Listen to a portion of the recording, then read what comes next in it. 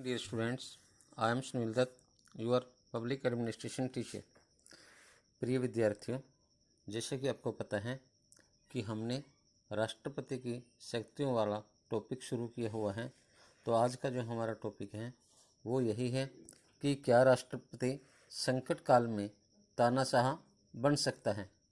तो इसके बारे में हम क्या कहेंगे प्रिय विद्यार्थियों कि उपयुक्त संकटकालीन शक्तियों के अध्ययन से यह मालूम पड़ता है कि भारतीय राष्ट्रपति संकट काल में तानाशाह बन सकता है।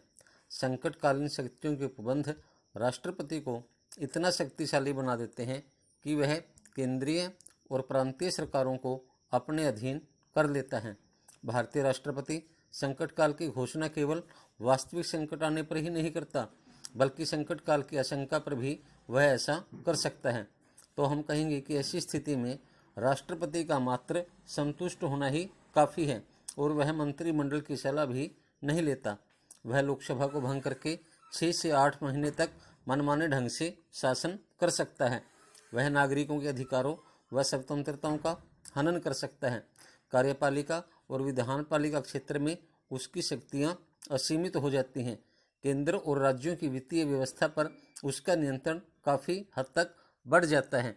इस प्रकार आलोचकों ने भारतीय राष्ट्रपति की आपातकालीन शक्तियों की तुलना जर्मनी के वाइमर संविधान से की है, जिसके आधार पर हिटलर तानाशाह बन गया था। कुछ लोगों का ऐसा भी मानना है कि राष्ट्रपति केंद्रीय मंत्रिमंडल से गुप्त मंत्रणा करके लंबी अवधि तक संकटकालीन समय को जारी रख सकता है और हर बार लोकसभा को भंग करके तानाशाह बन सकता है। यह आशंका उचित नहीं है। जो बातें हम बोल रहे हैं, पढ़ रहे हैं, ये सारी बातें सही नहीं है। यह तो मात्र बाल की खाल निकालने वाली बात है। भारत में संसदीय शासन प्रणाली की व्यवस्था की गई है। कोई भी राष्ट्रपति तानाशाह बनने की सोच भी नहीं सकता। तो इस प्रकार हम कह सकते हैं कि संकटकालीन शक्तियों के बारे में जो संदेह प्रकट किया गया है वो पूरी तरह से गलत है। यह बिल्कुल सत्य है कि भारत के राष्ट्रपति को जितनी संकटकालीन शक्तियां प्रदान की गई हैं उतनी किसी भी प्रजातांत्रिक देश के अध्यक्ष को प्रदान नहीं की गई है। इससे इनकार नहीं किया जा सकता कि इन शक्तियों से अधिकारों और स्वतंत्रताओं का हनन होता है। इनसे प्रजातंत्र की आधारशिला को धक्का पहुंचता है। इससे राज्यों की स्वतंत्रता को भी खतरा पैदा होता है।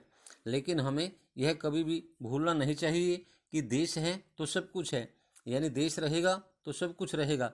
अधिकार और स्वतंत्रता की तुलना में राष्ट्रीय सुरक्षा ज़्यादा महत्वपूर्ण होती है। किसी भी कीमत पर राष्ट्रपति एकता और अस्तित्व को बनाए रखना है। ध्यान रहे कि इन आपातकालीन शक्तियों का होना बहुत जरूरी है, लेकिन उतना ही आवश्यक है कि इन शक्तियों पर अंकुश लगाना। इसलिए 44वें संशोधन द्वारा अनुच्छेद 352 पर अंकुश लगाया गया है और उसके दुरुपयोग की संभावना को समाप्त किया गया है।